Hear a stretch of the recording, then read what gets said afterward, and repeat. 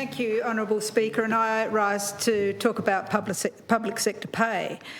Last week saw 3 large rallies for public sector workers in both frontline and other positions held in the northwest, the north and on the lawns outside this place. I want to send a shout out to those workers, supporters and their unions. You sent a clear message to the government. Wages are not keeping pace with inflation nor cost of living. The gap between Tasmanian public sector wages and those on the mainland is unacceptable. Conditions are often poor, causing burnout and fatigue. The government's offer falls well short of public expectations. Workers don't walk off the job lightly.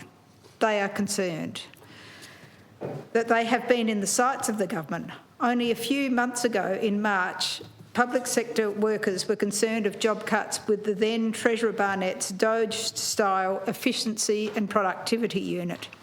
And we heard this morning Treasurer Abet's small government mantra, which fails on all counts to meet the needs of Tasmania's circumstances and our population. Right now, we are seeing vacant positions not being filled. We are hearing in our electorate offices of the dubious dismissals, the positions not being replaced, people being overlooked for jobs in professions where there are shortages, such as nursing and other medical professions. This all comes down to political choices the Treasurer will make when he hands down his interim budget, or his first budget and subsequent budget in May. He could extend the respect to public sector employees, the dignity of fair pay, by funding public sector wage rises and better conditions. But we know that there will be resistance to improving public sector wages and conditions because of more pressing priorities of this government.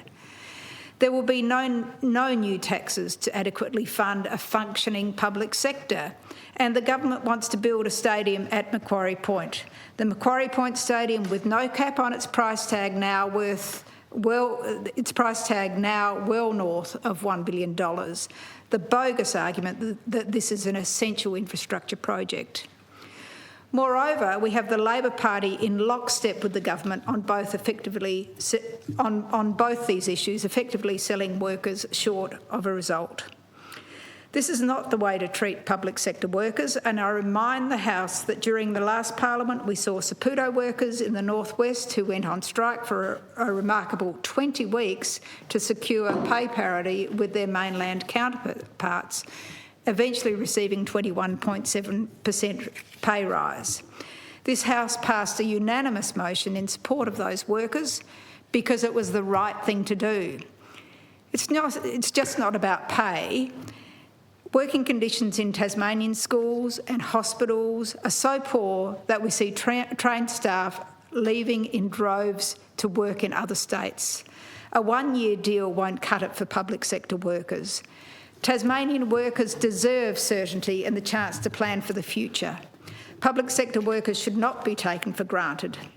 People are still concerned for their jobs. The budget is not looking good. This is a government with an austerity agenda in mind, and that will undoubtedly hurt Tasmanian workers. It will hurt Tasmanian business, and it will hurt those relying on public sector services.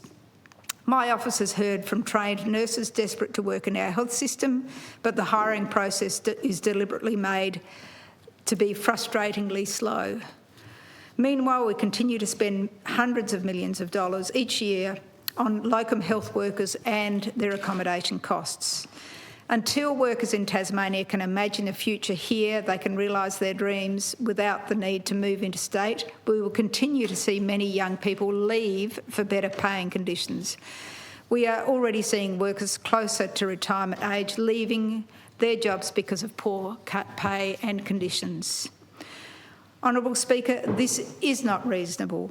The Greens stand by Tasmania's public sector workers who deserve respect, they deserve better wages and conditions, and we therefore call on the government to negotiate in good faith.